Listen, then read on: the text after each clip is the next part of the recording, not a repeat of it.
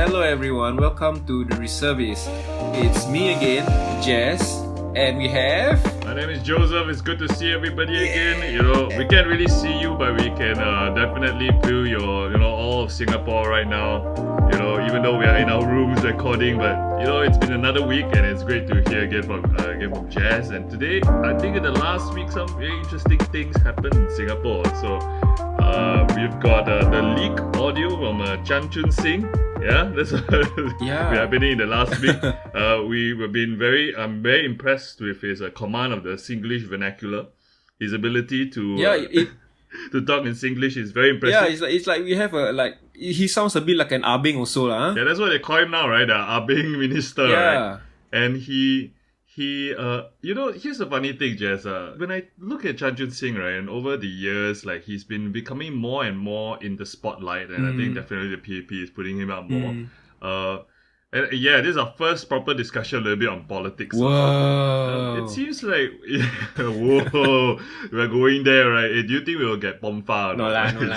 The POF, MA, then we all get shut down. And that's what happened recently also. Like I think the government issue against the Straits Times review to stop their posting on Facebook, I think. So that was something that happened because of they use Pomfa lah. So now we are in the arena. But we're talking about Chan Chun Sing, right? I feel like actually this is so much more authentic.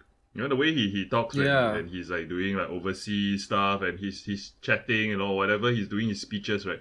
This is the most authentic I've heard him, and I kind of like it, What about you? What do you think about it? I think aside from his Singlish and his Abing vocabulary, right? I think the things that he said during that business meeting, it was very valid in my point of view, because I understand that he called these people who did all the panic buying, all the hoarding.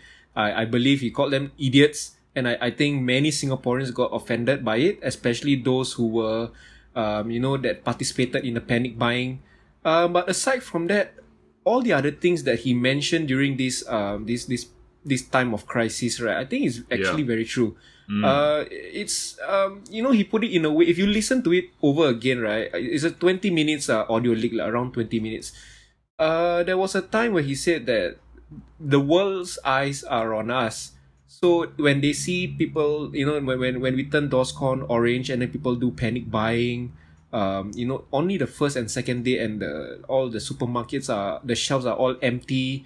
It affects our image, and it will affect our economy, and it will affect so many things. As in, it's like, it's just like one move, and everyone is affected. That's what he was trying to say. I feel like after I've listened to the audio leak, I can appreciate the situation even more right now. So so even though I think this is, in my opinion, right, to those listening out there, maybe to you as well, Joseph, if we do turn DOSCON red, don't panic. I think just keep calm, keep cool. It's our reputation, I think, is already affected by some Singaporeans and the social media.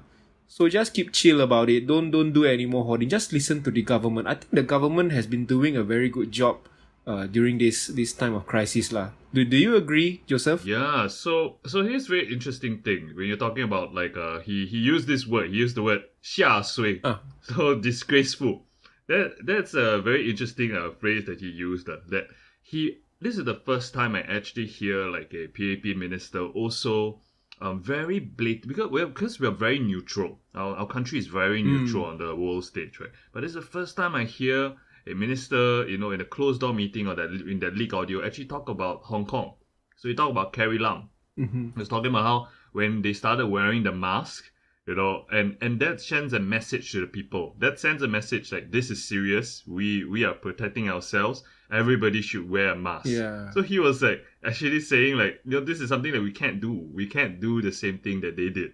We can follow Carrie Lam, wear masks. If we do that, right, then people will start, starting entering into panic. And I think that what I really appreciated about the speech. Let's talk a little bit about good things right now. Let's talk a little bit about why it's perceived a little bit negatively. Yep.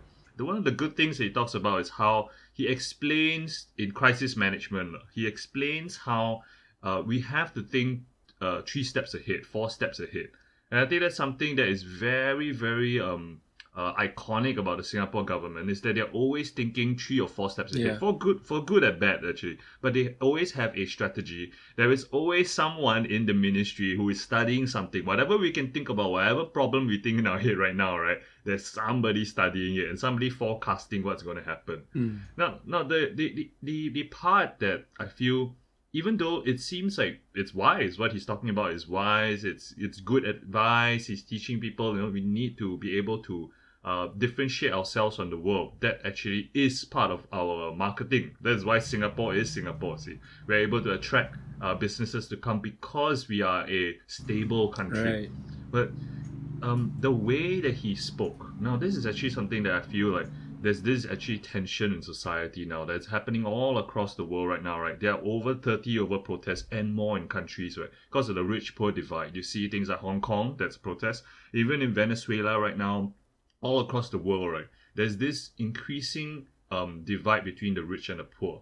So when the minister is talking about this, right, and he uses the word like idiotic, or he seems to be like berating these people who are doing these actions, it only further, and he's talking to a group of business leaders, right? It only furthers the impression that people would feel like he's, he is strategically very in tune, but he's not feeling what people are feeling on the ground.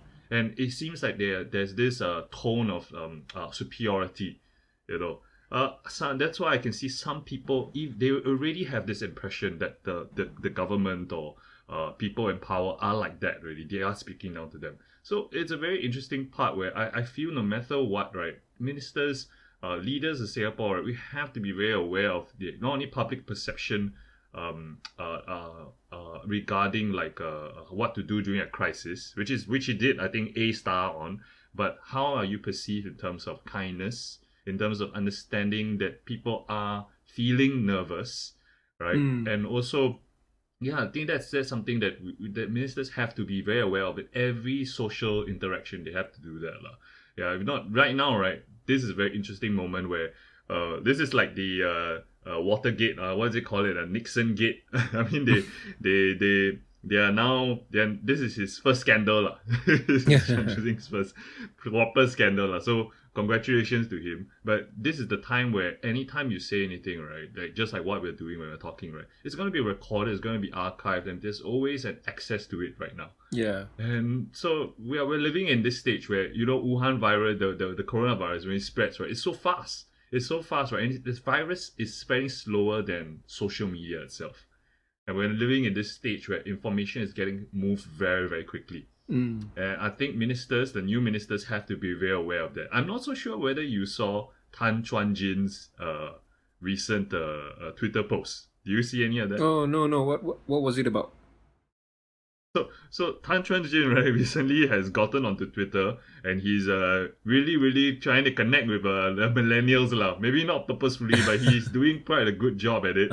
He's using like very millennial terms, like OOF, oof. And he's talking about selfies and Wi-Fi's. And this is a new thing. He's also one of the first ministers and he kind of throws shade on people also. It's quite cool, lah. He feels more real.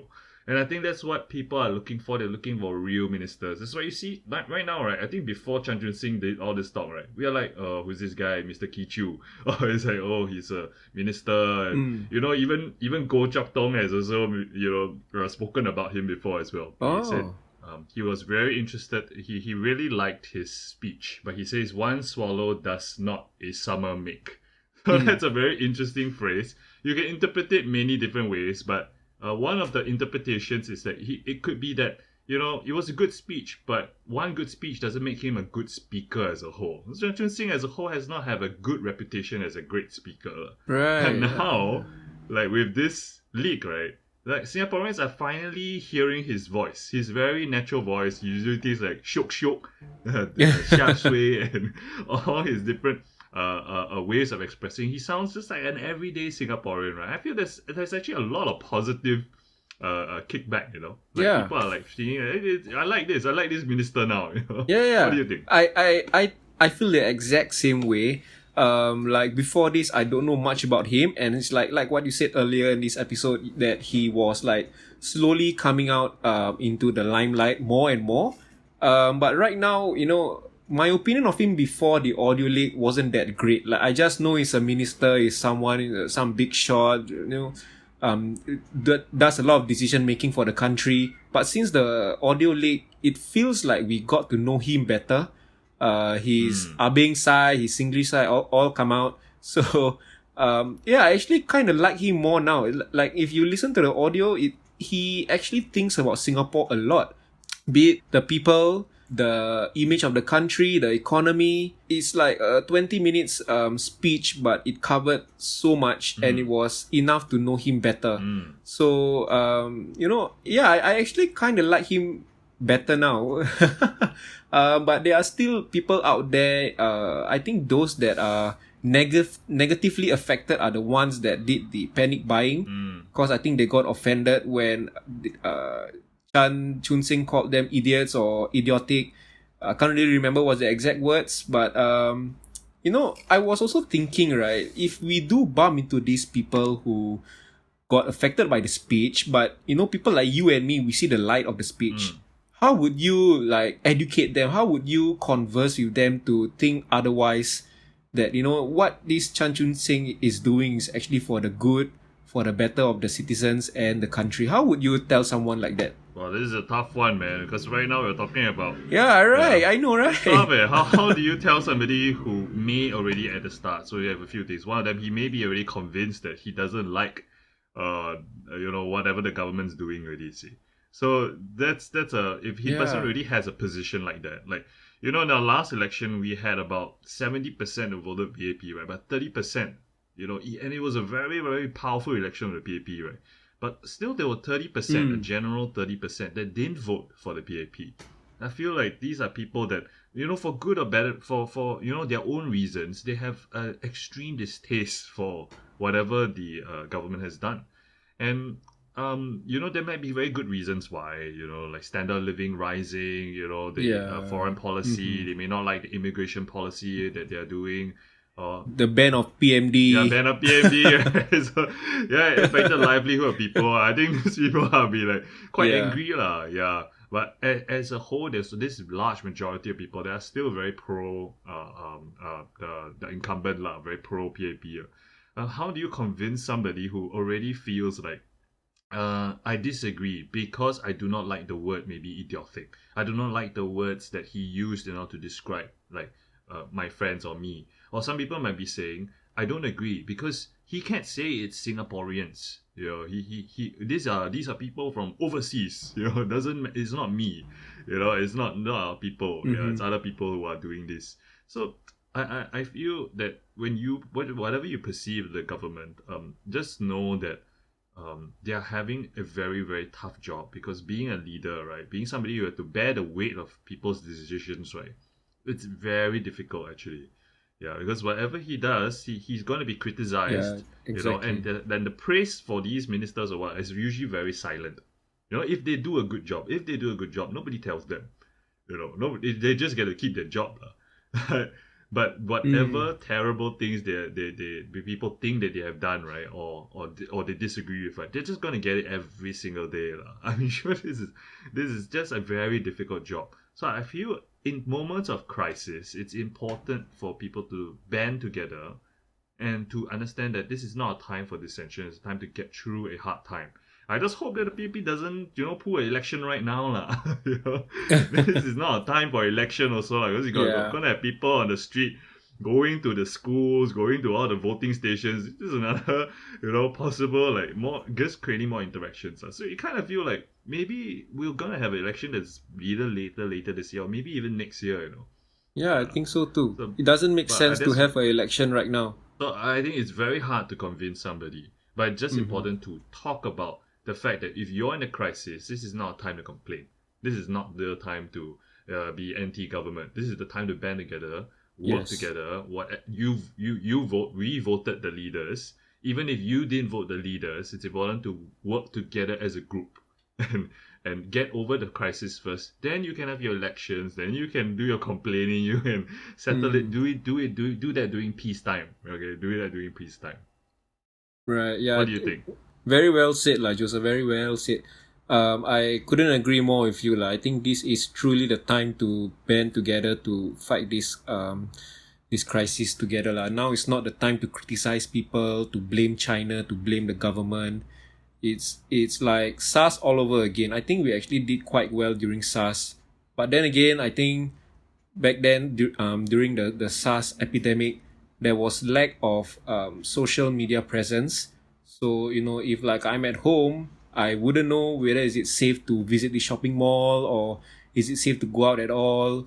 But it's because of the lack of news spreading, or the fake news spreading. People are more united. That's what I observed during the SARS epidemic. But right now, with the heavy influence of social media, I think when news spreads fast, like you say, when the news spreads fast, people tend to panic. So DORSCON Orange came, people panic even faster. I think it was on the evening, when the government announced the DORSCON Orange. It was then everyone did the panic buying. It was that fast. It was super fast. Yeah, it was super fast. But like you said, I think now is not the time to be selfish, and I think it's really the time to band together. Put your faith and trust into the government. I really, really think that our government is doing a really good job right now. So yeah, I think having said that, let's move on to our next segment. All right, sure. So okay. And, I see you've been you were talking to me about some things you've been reading on this is more trashy, right? Yeah. The topic is a little bit more trashy, right? Tell me about what you read. Okay, so I think it started with I think it's based on numbers. I believe that our Singapore, okay, I think it's not number one one of the most popular influencers in Singapore, Xia Xue. Oh, man. I hope I'm saying her name correctly. Xia Xue. Xia Xue. Yeah. We're going there. We're doing that. We're talking about influencers now, right? We are doing it right now. Xia Xue, if you're hearing this, we have joined hello. influencers now. Influencer talk, yeah. So I think it started when there was this obese lady, or I think it's just a single lady. I'm not sure what country is she from. I don't think she's from Singapore. If she is, listeners, please correct me. I'm not too familiar with this trash talk. But I think Xia Xue, she publicly embarrassed her on her social media, calling her that, obesity shouldn't be something to be so beauticized about. It should obesity shouldn't be labeled as beautiful, because if you are obese, that means that the chances of getting a heart attack, blood clot, or maybe a stroke, the chances are very high.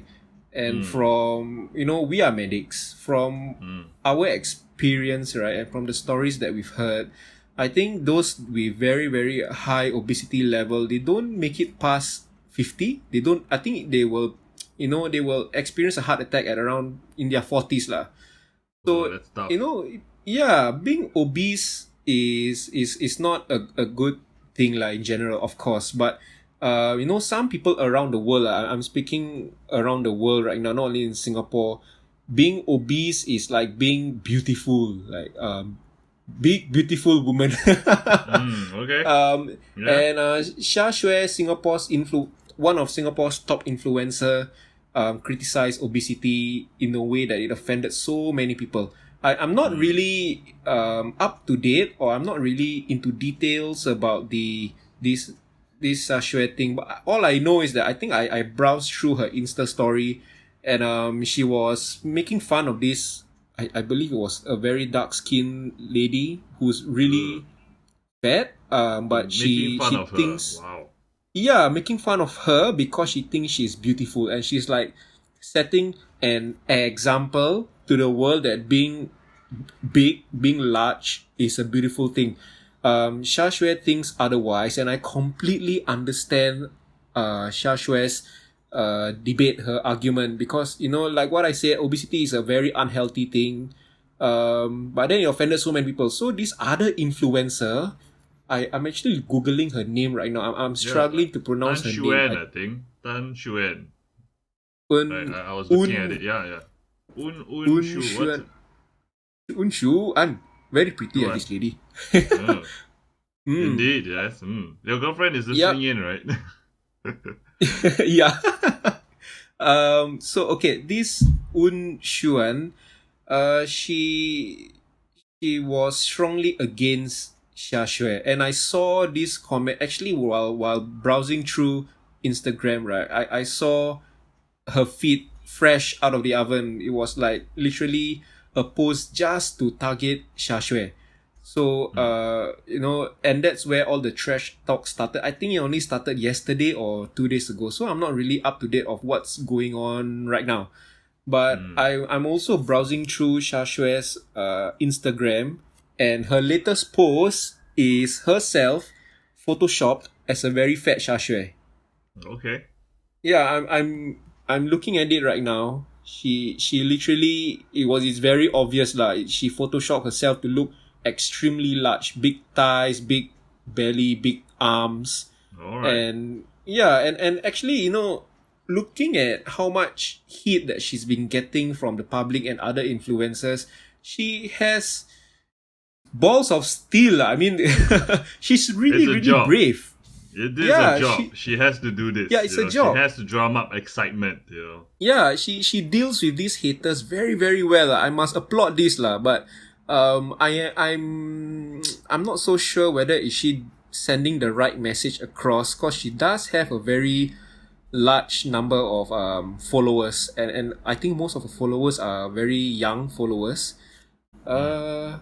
Yeah, so that's it right now. So that is the startup of this topic, obesity. So Mm. what do you have to say so far? I mean, are you up to date with these two influencers?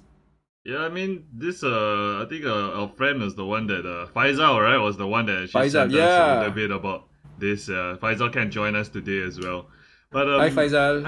I, right now, when we're looking at these issues, right, I think the topic of obesity is a very a sensitive one. Now, why is it sensitive? We live in a culture today where people prioritize and they value the concept of acceptance for any Mm, reason.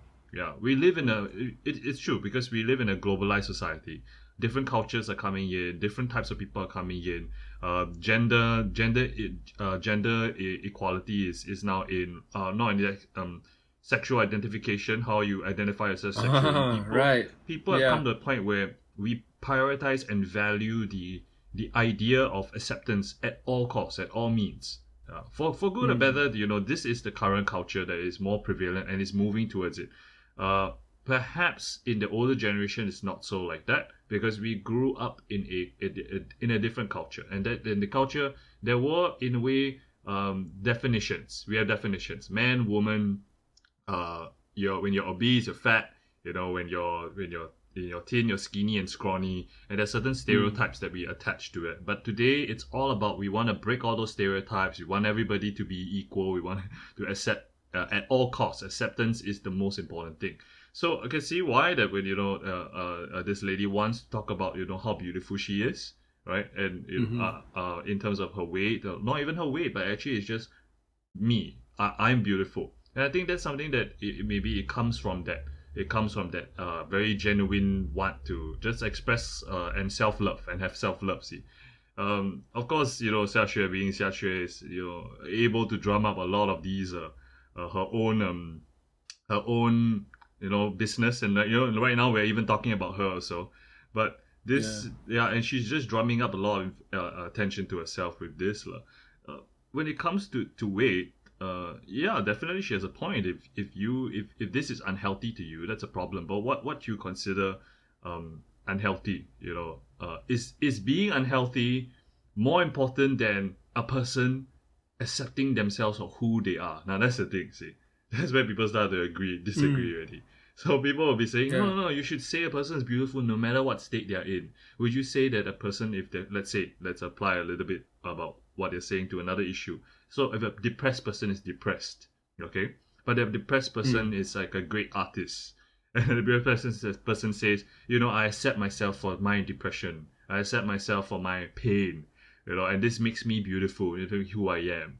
What do you say to that also? See, they say, oh no, your depression is actually causing you a lot of pain. It's not a good thing. Yeah. But for them, they might say, no, but it's also, makes me who I am. This is a very interesting tension that you have, between these two people. And I feel right now at this point in time, when it comes to obesity, I mean, like you just said, we're medics, right? I think Right. empirically, if you look at it factually, right, it's just gonna cause you problems lah. It's just gonna it will cause you problems lah, right? So, but would you say that a person is not beautiful because of who they are right now? You know, like if let's say for me, if I'm really really skinny, okay, and I don't work out, okay, and I'm already a little bit skinny, could I say that I'm not beautiful?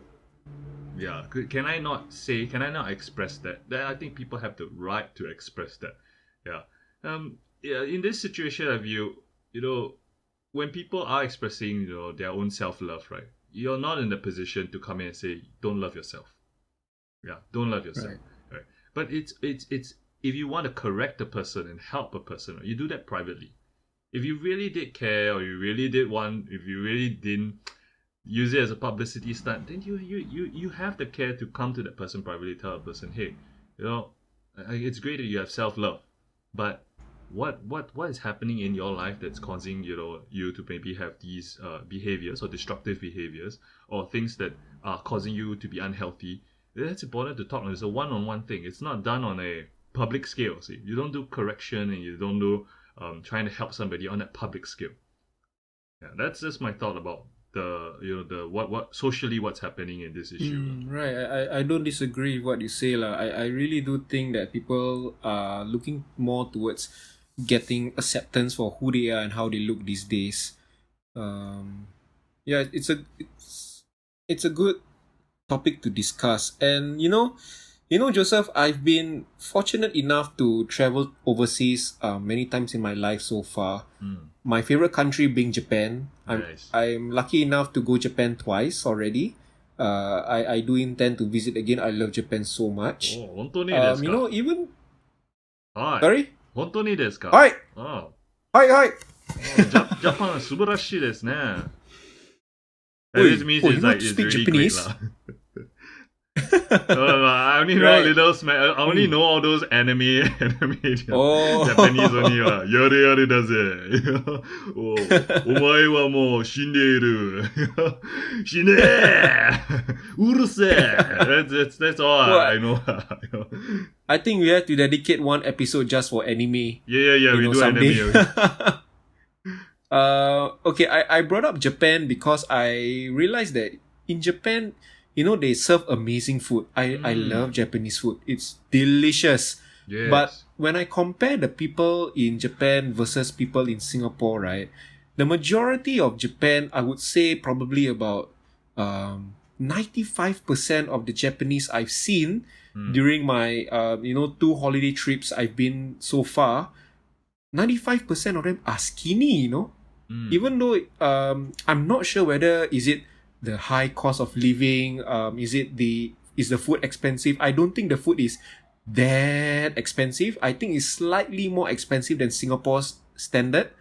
But you compare with Japanese and Singaporeans, it's a lot of difference, because I think in Singapore it's like 40% obese. Yeah. From what I see whenever I go out, get out of my house, it's like there are so much more obese people in Singapore as there are in Japan. And Japan being such a big country, I can easily tell that on a ratio base, country like Japan has much more healthier people. So why would you, in your opinion, right? So why would you think that people in Singapore on a scale ratio are more obese than people in Japan? Is it the food in Singapore? What is it, man? Yeah, no. This is a very, very good observation that you're having. Now, before we continue on this observation, right, just want to note also that some people who are having weight issues, right, people who are dealing with weight issues, some of them, it's really a health problem. They may have like a bad back.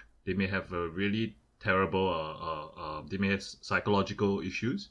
They might have health issues, thyroid issues. So these things actually cause them involuntary weight gain. And then I think we should be very sensitive to that.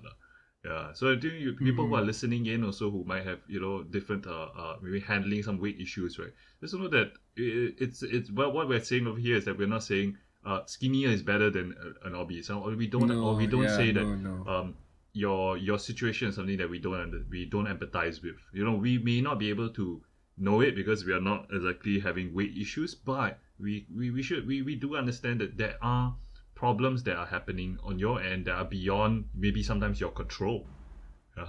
And talking about control, now I want to get back to your observation.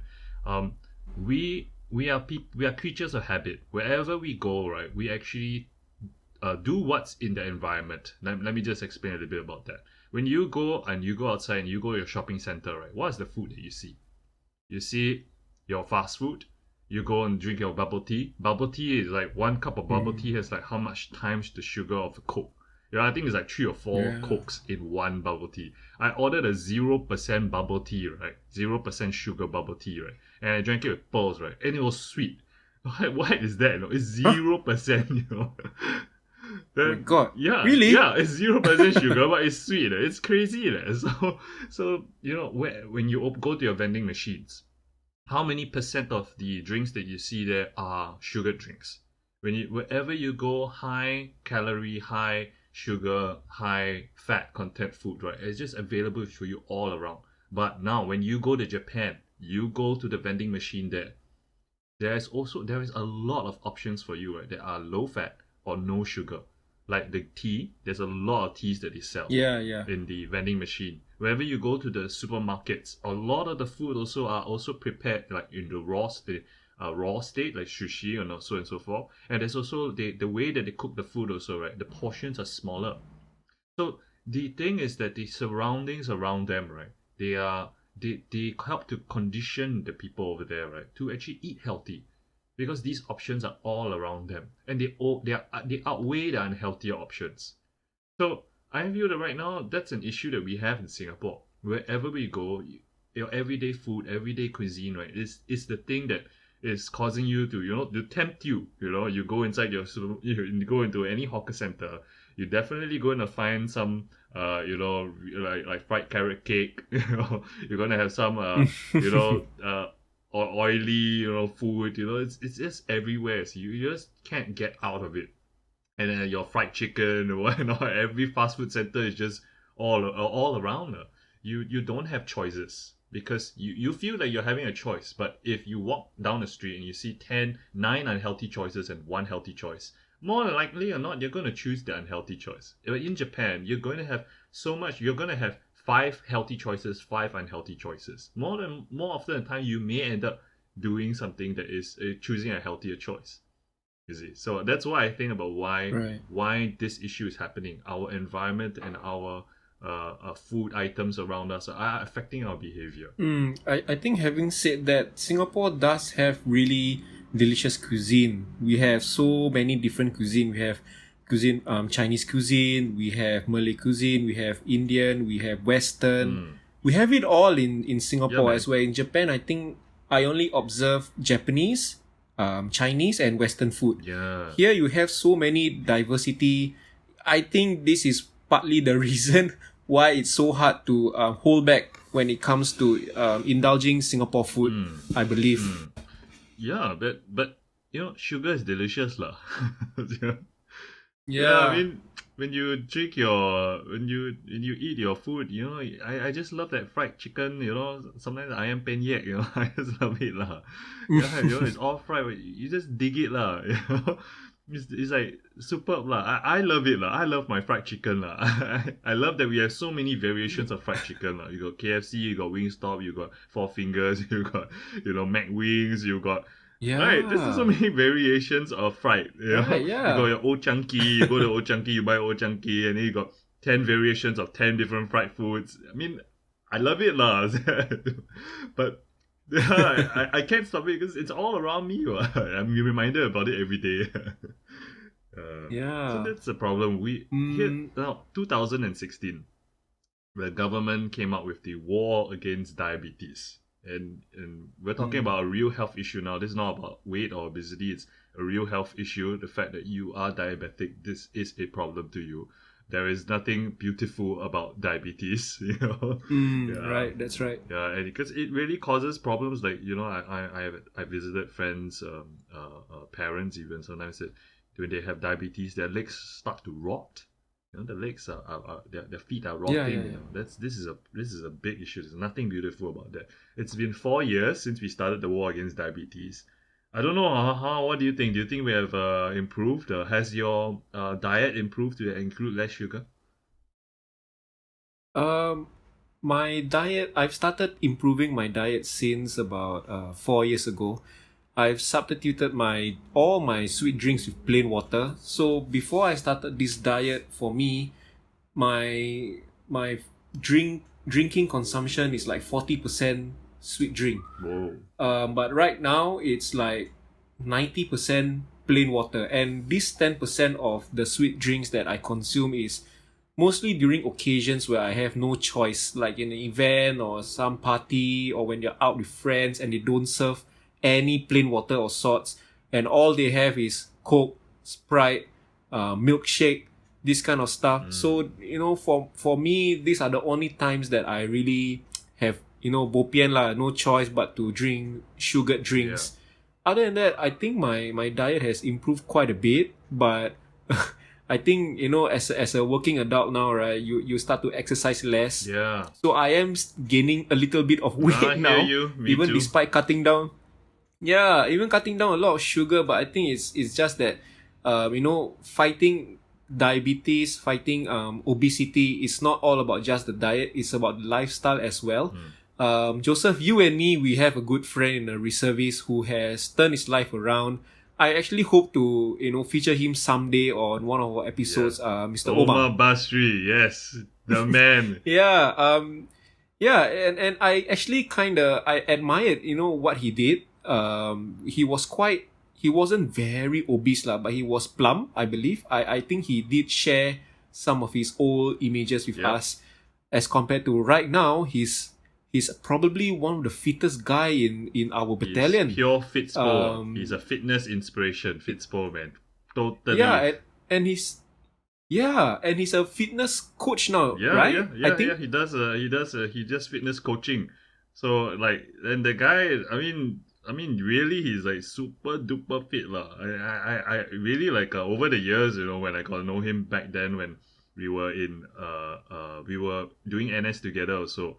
So like, Jazz only met you Mm, after NS doing reservists, right? But for him, I spent the NS times during 18 years old where we all got together. Yeah, at that time he and now, right, there's a very big difference. Like not only just in his appearance, but also that his fitness levels. And it's like it's real. The changes are real. The health changes are real also. Yeah. yeah. Then yeah, definitely we should definitely bring him on to talk a little bit more about fitness and transforming Yes. oneself. Yeah, I need some inspiration. I think that is partly the issue for many lah. That's not enough motivation or inspiration. Um, I think we are going a little bit long on this Yeah. episode, so I think let's wrap this up. Okay, so Joseph, what advice would you give to the listeners out there, to who's struggling to slim down, who's struggling to change their diet for the better? Uh, What would your advice Wow, be? Jess, I love how every time you bring me on, right, we talk about advice, and I'm really not in a position to give advice. Omar is the one to give advice. Like Valentine's Day episode, you ask me advice on love. I'm like, what? I'm the single one here. I'm not at all fit in any way. But I all. But I mean, you're not very obese. You're not very unhealthy. So I'm sure there is some sort of body maintenance you have into your I your regime. So yeah, anything you have to share? So the first time I passed IPPT was last year. Alright, so for those who don't know what IPPT is, it's a fitness test that we do every year. My whole life, Jazz, I've never passed it. It's only last year I finally passed it at the age of the proper age of 33. Yeah, What was the difference, yeah. bro? But I think when it comes to your food or your fitness, right? Firstly, I feel like sometimes I'm very concerned with actually how all around us, right? Like I was talking about how the food around us is actually causing us to actually eat very unhealthily. Let's take for example, you walk into your supermarket, go into the different, look at all the condiments. You go to the ketchup, the whatever, you go and see your whatever sauce and everything, right? Just look at the ingredients, man. Or go to the fruit juice section or whatever you think is healthy, right? Or your snacks, right? And just look at the ingredients list. This one also pro tip: when you look at the list, right, the first item that you see, like in the ingredients list, that's the thing that is the most. It has the most components of. So if you see sugar is the number one thing, right, you're practically just taking sugar and putting it into your mouth. That's what's actually. And I feel like it's kind of like a drug. You need, people start to crave that sugar rush. So you want to eat Addictive, yeah. healthy. It's addictive. You want to live a healthy life. You want to be you want to exercise. You want to make a difference. Maybe in what's your health. But the surroundings around you, the natural everyday products around you, you gotta look at it. You gotta start to examine the things that you're eating already. Yeah, look at the ingredients list. Buy the thing that has you can eat. I love my potato chips also. You can definitely eat what you like sometimes, right? But you just have to know that it's not just you. It's not actually just your fault that you are having weight issues. It's not. It's actually also, you have to be aware that other, commercial entities around you, like, your Nestle, your Milo, your whatnot, you think you're drinking something healthy, but you don't know that you're actually consuming a lot of sugar without even knowing Yeah. it. Yeah, you just have to be more aware that it's not only just you, but it's all the commercials around you, all the products that you eat on an everyday basis, that you have to double take and take a look at the ingredients list again and choose the products that you like still. But the first thing that you see on the list is not sugar, corn syrup, sugar cane, or cane sugar. You just have to avoid that, lah. And I think if you start just looking at what you're eating again, getting to love what you're eating again, right? And not just take junk and put it in your mouth, right? Right, like eating, like Right. even cooking your own food, enjoying the food. I love fried chicken, right? But what do you pair with your fried chicken? Is it fried chicken with French fries or fried chicken with salad? Yeah, these are things that you can start looking at, begin enjoying the food around you again. Begin enjoying walking around again, take long walks, take an extended walk with your friends, take a walk and explore your neighborhood around again. Go to Orchard Road night now. It's like the best time because there's nobody. All coronavirus, there's nobody. I was there, it was nobody at all. It was awesome, Go shopping. Yeah, go shopping. That's a great way to lose weight also, Wow. Yeah. So that's just I think that's the thing to take away. Don't think it's all your fault. It's not always about you. It's actually what's around you, the products around you. Fall in love again with good food, real good solid food. Fall in love again with exploring, seeing the world out there. I know we're always stuck in our office jobs, right? But like, Jess, or you and your girlfriend went out to go and take a hike together during Valentine's Day, right? That's awesome. Just going out there and taking it all in again, living life again. I feel that's more important. That's like, it is just not just your food health, but it's your mental health. It's your holistic. It's a holistic health. Right. Yeah, that's my thoughts. Jess, what about you? Mm-hmm. If you have advice. Yeah, I do have a little bit of advice. It depends on the individual as well, because back in our last ICT during reservists, the last time I spoke to our friend Omar, I asked him for some tips and advice. How do I slim down? How do I cut more fat? And looking at him being a very, to me, he's a role model in a fitness sense. Man. So Fitness he told me, role model. yeah. So he told me one thing. He didn't tell me about diet. He didn't tell me about what specific workout. All he said is just you have to change your lifestyle. So being fitness as he is right now, it's to him, it's all about lifestyle. You have to change your lifestyle. So changing lifestyle probably means that, the way how many, it's important to get the proper amount of sleep. It goes to that extent. The timing of your meal, how often you work out every day, how much water you consume. So all these little components come together. It creates a new and better lifestyle. Of course, it's not magic. It doesn't happen overnight. It takes habit. It takes discipline to make it happen.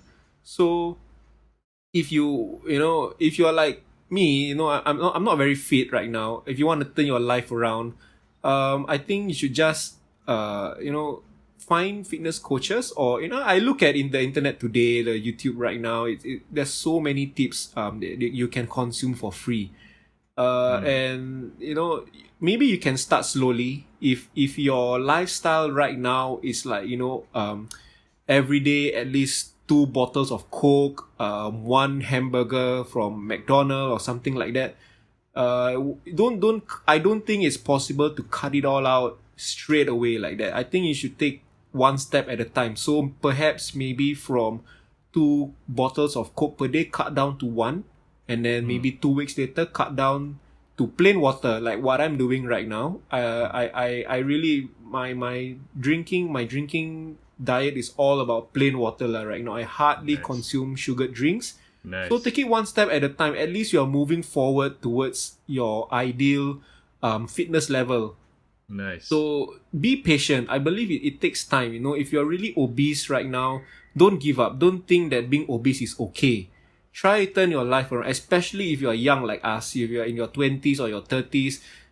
Heck, whatever age you are, being obese is not okay.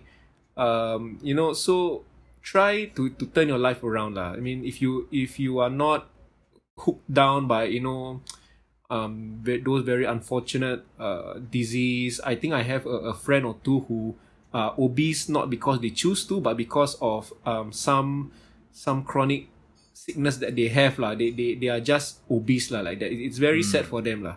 Yeah. But to the rest out there, try to be at your fittest level in your life and try to maintain. I think all it takes is time. Don't rush into it. If you really want to make it happen, don't rush.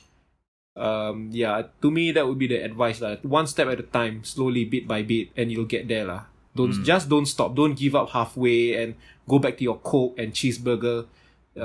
Just keep going at it. Don't stop. Don't give up. I just want to add a little bit to your point. For us or people to have discipline, to be able to start the process of changing your life, I think it's also at a deeper level, it's very important to know that you're worth the change. You're valuable. Right. Your life is valuable. You matter. Your life should matter to you, and I think it starts from there. It starts from a healthy self-love, knowing that this, when you are able to that's change, a good way to put it. Yeah, when you see yourself as valuable, right? That gives you the power in order to have discipline. Look at a person who loves his car. Do you think that the person needs discipline to clean the car, clean the bike? Like you ride bikes, right? Right. You love the bike, right? So you end up cleaning the bike, taking care of the bike, pimping up the bike, making the bike the best thing ever, because you love the bike. So I think in the same way, when you begin to meditate first on like, hey, I'm a valuable person. I don't think that, I think that, my life is worth something. It is worth something.